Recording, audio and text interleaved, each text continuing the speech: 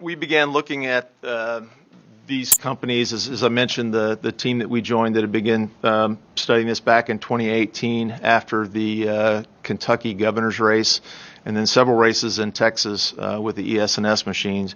We really started looking at the lineage of these companies and the code to the software, and they really seem all go back to Smartmatic or SGO Smartmatic. They do have licensure agreements between Smartmatic and Dominion, between Smartmatic and ES&S, which is another major voting machine. And really the core of these voting systems are rife with vulnerabilities. I was an information warfare officer, so I looked at ways to penetrate, defeat, and corrupt other systems, whether it was through electronic warfare, through other means. And these systems are highly vulnerable to penetrations at multiple levels throughout the system. The easiest way and the most discreet way is USB drives. In classified systems in the military, I worked with both secret and top secret and other special access programs. All those machines had the USB drives deactivated. You could not use them just because of the critical vulnerability. These machines all work off of USB drives, and so we've found in dealing with Pennsylvania and in Arizona, there is no control, there is no chain of custody in the USB drives. Workers can stick a USB drive in. We could stick a USB drive into any of your laptops. You don't know what's on there, and you can change software, you can change operating systems with the USB drives. And the core of these systems is manipulability. This is the operator's manual and the implementation statement for 5.1. One of the myths that has been propagated even by the director of CISA at Homeland Security, which is the Cybersecurity and Infrastructure Security Agency, is that, well, these machines are not connected to the internet. In the operator's manual, there's a whole page of references that show you how and when to connect and what selectors to connect to servers and to routers, so it is connected to the internet. That's how you get election night reporting. That's through another company called Clarity Elections. They provide early reporting to the news media.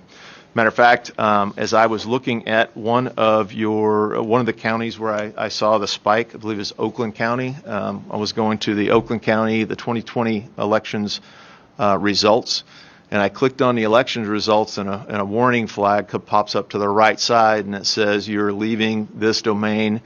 You are going to clarityelections./mi." So the information for the counties in your state isn't really maintained or owned by your county and state, but rather a corporation that's owned by SOE Software and Scytl, SCYTL, which is a Madrid, Spain corporation. It went bankrupt in May of 2020 and was purchased by another UK registered company. We've recently found, and we're digging further, that there was a $400 million financial transaction to Dominion Voting Systems in October, 1 month before our election. We're digging into that, but we know through some of the leaked information from the Panama banking system that SGO, Smartmatic, and Dominion both share a physical address in a small building in Barbados as registered headquarters. So these companies share licensing agreements. They share a common core of their DNA is the code, is the software. They can vote blank ballots. They can delete data. They can mass adjudicate write-in ballots. And so it is designed to be inaccurate. It's designed to, if an individual or a team of individuals had a malign purpose, this would be the tool that I would want to use. Smartmatic was designed, developed in Venezuela. Hugo Chavez was the president, and basically he invested, I believe, 28% of the money to fund Smartmatic to control the Venezuelan elections. I personally debriefed the son of a Cuban intelligence officer who was at dinner with two of Hugo Chavez's relatives when Maduro's election was in question due to the populist uprising in Venezuela. And they told him, the son of the Cuban intelligence officer, don't worry, it's guaranteed. Our father invested the money to start SGO. So, and have they been involved in numerous elections that have been questioned as to the integrity of the election? Numerous elections in Central America, the South Pacific, and Europe. And are they allied with Dominion? Well, at least in Barbados, with a shared. Does Dominion office. use their software? The Dominion software, so that where the merger of the DNA comes, is there's the licensing agreement, and as a result of a lawsuit, Sequoia Voting Systems was sold off of SGO and purchased by who owned Sequoia? SGO Smartmatic owned Sequoia. They sold Sequoia Voting Systems to Dominion Voting Systems, and they also purchased Premier. Why are they saying that it's debunked? Do you have a theory on that?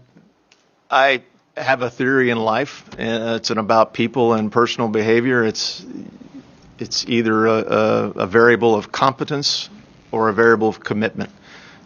In this case, they would be either incompetent, they haven't done the research like I and my team have done, they haven't looked to the user's manual of these systems, they haven't rationally thought that, okay, these election votes are updated in real time. How does that happen? You know, nobody's getting in from a car from Lansing, Michigan, and driving it to New York to be uploaded at the Rockefeller Center.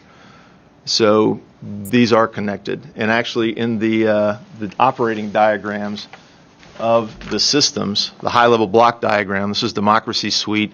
It shows Democracy Suite, EMS application and document management server, the Democracy Suite database server, the data center. This is data. This is electronic data.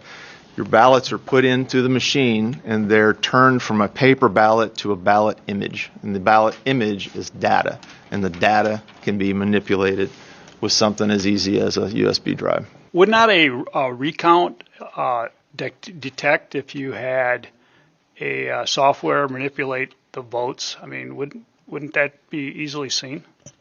So what we observed, and your other witnesses tonight observed, is a injection of paper ballots. Whether those are accurate or not, you could recount the manual ballots, but unless you did a forensic audit of the ballot itself, you wouldn't be able to tell if the ballot was fraudulent or pre-printed. We have technology to be able to do that. A gentleman that I'm associated with in Texas, his name is Jovan Pulitzer. He invented the QR code and scanner and scanning capability, owns a patent on all that. He's devised a way to determine fake ballots or ballots who were pre-printed. This is a multifaceted issue, but yes, the forensics data, if you have access to the software code that was driving the algorithms in these machines, and I say algorithm because the data that's the raw feed of the data is reported in decimal places. So if you're tabulating votes, your vote, my vote, Representative Johnson's votes, well, that's 3 votes. This data is reported in 3-digit fractions. So how is that possible in an additive function? So the software and the code is what we would need, or a qualified forensics team of your choice would need to look at to determine what algorithms were in the USB drives that drive the machines. And the number pattern that we see is that they would pick 3 to 4 precincts. They would run the algorithm for an X amount of time till they got close to the precinct threshold, so it wouldn't kick off the overvote situation, and then they would move it to another precinct. So this is a complex issue with injection. In Pennsylvania, we heard a gentleman who, again, signed an affidavit as a truck driver that he delivered a truckload of ballots to a vacant lot in Pennsylvania from New York. Well, we began to look at anomalies in the voting systems. We looked at publicly available information from your state.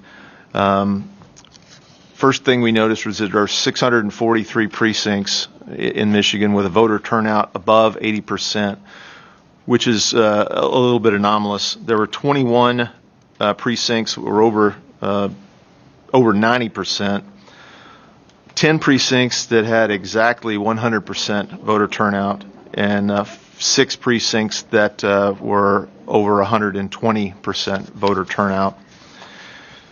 So as we began to look at that, my team focused on anomalous patterns where votes were entered in an amount of time that was physically impossible for the tabulation machines to process the votes. And so we found four spikes in the analysis that exceeded the tabulation machine's ability to process that amount of votes in a timeline. And that was in Kent County, Macomb County, Oakland County, and Wayne County. And again, this data was from Dominion and published, in open source. So the anomalous activity led us to believe that just looking at the data, that there were red flags for fraudulent activities, and we have subsequently asked for our team or someone else to do the forensic analysis to determine exactly what happened with those votes and those spikes that could not have been mathematically processed with the amount of machines that were present in the facilities. Our team also went up to northern Michigan to the Central Lake Township.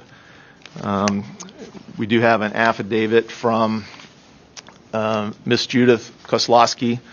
While we were up there, she had a tabulation or retabulation, and showed a pretty significant amount of change in the votes. We saw numerous examples of numbers moving, numbers being flipped and switched. As you realize, the Antrim County is where the 6,000 vote glitch occurred. And if you look at the numerous references in the guidelines for elections in the Help America Vote Act, the Federal Election Commission Voting System Standards, and the Federal Information Security Modernization Act, an error rate is permissible for 1 out of 125,000 ballots. And if you look at just what happened in Antrim County, the error rate was 8.3, so it puts it about 750 times the allowable limit. And according to the regulations, that should have disqualified. They went later and changed that from a glitch to a clerical error, which they kind of changed up the reporting on that a little bit. We found several other things using open source data. There is a gentleman named Eric Lutzen, and he has matched up a list. He started looking at voters above the age of 80 that were registered for voting and did vote in Michigan, and 17,327 Michigan voters also had a corresponding obituary. And I didn't print that whole thing out, but I can give you that website for the tabular data, and it's about 350 pages or so. The Edison data provided to the New York Times, it shows pretty much of a continual upload throughout the day, and then there are spikes that occur at specific times that are bump loads.